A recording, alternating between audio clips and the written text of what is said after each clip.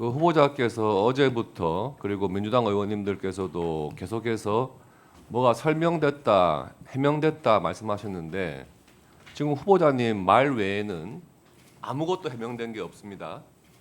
지금 후보자께서 스스로 6억 원의 현금 출처에 대해서 말씀하신 거예요.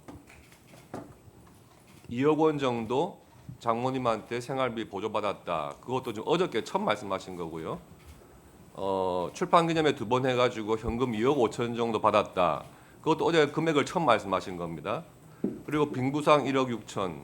그래서 지금 6억을 맞추신 거예요. 그런데 현금이란 특성상 알 수가 없는 겁니다. 자료가 없어요. 후보자님. 지금 말씀하신 것 외에 뭐 어느 때 얼마 받았다 이거 지금 자료 제출하신 적은 없잖아요. 근데 유일하게 특이하게도 후보자 스스로 청문 자료에 스스로 부처가 제출한 자료가 있어요. 그게 2018년 4월 달에 금전 소비 대차 계약서가 이렇게 쭉 붙어서 왔습니다. 왔는데 총 11명한테서 1억 4천을 빌린 걸로 돼 있어요. 그리고 그중에서 9명에 대한 것은 같은 날 1,000만 원씩 이렇게 빌린 걸로 돼 있고 차용증의 양식도 똑같은 양식입니다. 근데 그 차용증 같은 날 9명 중에서 보면은 강북구 거주, 노원구, 구로구, 성동구 이런 데 거주하시고 주소지가 불명인 분도 4분이고요. 그리고 한 분은 또 정읍에 전북 정읍에 거주하고 계세요.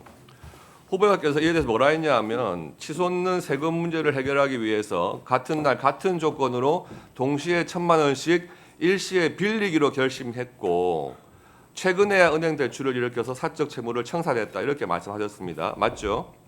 네, 그런데 그렇습니다. 원래 채무 관계라고 하는 게 빌릴 사람이 결심한다고 해가지고 탁 빌릴 수 있는 게 아니잖아요. 이거는 같은 날 빌려줄 사람들이 빌려주기로 결심을 한 거예요. 이날 같은 같이 모여서 차용증 받고 1,000만 원씩 주자 이렇게 결심을 한 겁니다. 이 9명의 같은 날 1,000만 원씩 빌려줬다고 한 9명에 대해서 후보자께서 개인적으로 다 친분이 있으신 분인가요? 대부분 친분이 있습니다. 대부분. 그러면 모르시는 분도 있나요? 이날 처음 차용증 받으신 분도 있습니까? 그 중에 한 분이 아마 그 중에 한 분의 부인으로 되어 있는 것으로 제가 알고 있습니다. 예.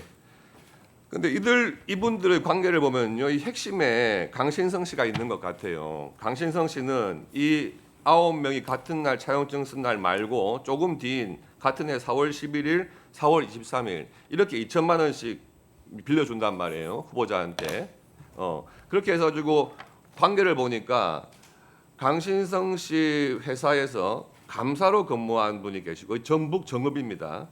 계시고 그리고 강신성 씨 회사에 거액을 대출해줬던 분도 계시고 이래요. 정모 씨 이런 분은. 그러니까 아마도 친분 관계가 있다면 강신성 씨를 통해서 알게 되신 분이거나 강신성 씨와 함께 친분이 있는 분이거나 이러신 것 같아요. 근데 이에 대해서 그때 후보자께서 뭐라고 SNS에 올렸냐 하면 그때 이자를 후하게 쳐줬다 이렇게 말씀하셨단 말이에요. 그런데 차용증상에는 연 2.5%의 이자예요. 차용증을 믿는다 하더라도 후한 이자는 아닌 것 같아요.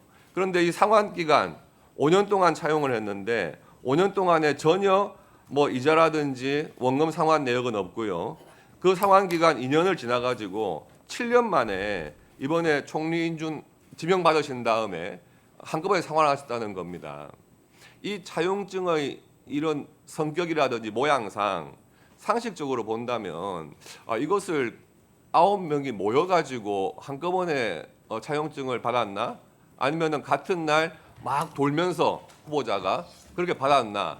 좀 모양이 이상하잖아요. 그래서 마지막으로 후보자께서 지명된 다음에 대출을 받아가지고 나는 갚았다 이렇게 말씀하시니까 그 2025년 금년도 자료겠죠.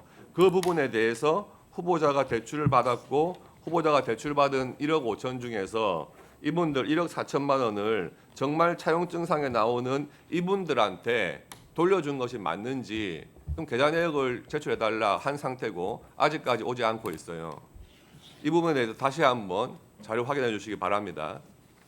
그리고 이 강신성 씨라는 분이 후보자하고 아주 옛날부터 친분이 아주 깊으신 분 같아요. 미국에 유학 생활하실 때 월 450만 원씩 줬다. 그런데 뭐 배추 투자하라 해가지고 2억 원 정도를 떼어서 그 부분에 대해서 본인이 원금 상환 성격으로 450만 원씩 받은 것이다. 이렇게 말씀을 하십니다. 아마 옛날 검찰 수사 과정에서도 똑같이 말씀하셨을 거예요.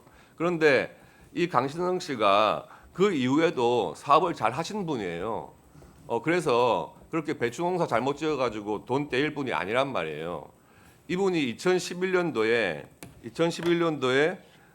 전북 정읍에 폐기물 처리 업체 부지를 샀다는 겁니다.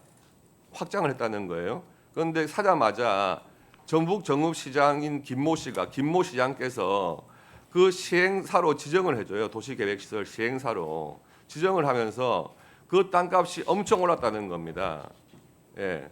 그러니까 지금 후보자가 배추 농사 투자했다가 못 받은 돈 2억 원 충분히 받을 수 있는 분 같아요. 그리고 2011년 그 무렵에 후보자께서 최고위원이셨어요. 그래서 이 전북 정읍시장 김모 씨의 유세 지원도 한번 갔습니다. 예, 그렇게 보도가 돼 있어요. 그러니까 뭐 이렇게 관계가 단절되거나 무관한 분이 아니란 말씀입니다. 이런 분을 증인으로 불러야 한다 우리는.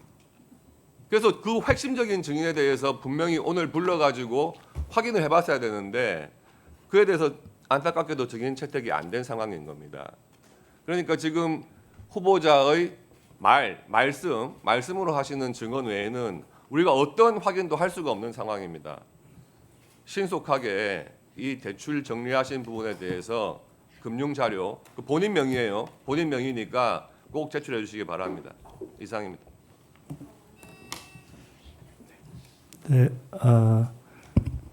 다양한 말씀을 해주셨는데 결론은 강신성 씨가 하는 사업 중 저와는 무관한 부분에 대한 여러 가지 설명이나 묘사를 해주셔서 그에 대해서 제가 설명드릴 부분은 없다고 생각되고 자료 요청한 부분에 있어서는 법과 규정, 과거에 있던 부분에 따라서 제가 제출해왔고 앞으로 그렇다 하는 말씀을 드렸고요.